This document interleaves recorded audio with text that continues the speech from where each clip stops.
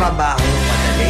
Wala kang karapatang maliitin yung trabaho ng iba. Yung iba sasabihin, gwardiya lang naman yan, rider lang naman yan, construction worker lang naman yan, gasoline boy lang naman yan, fast food crew worker lang naman yan.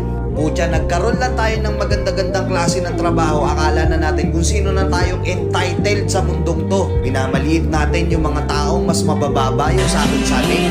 Pagkakaalam ko kasi, wala kang karapatang maliitin o matahin yung trabaho ng iba hanggat nagtatrabaho sila ng marangal. Walang trabahong madali. Lahat nagdadaan sa hirap. Lahat nagsasakripisyo.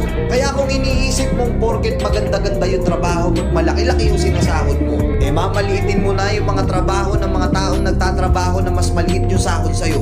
Mag-isip-isip ka.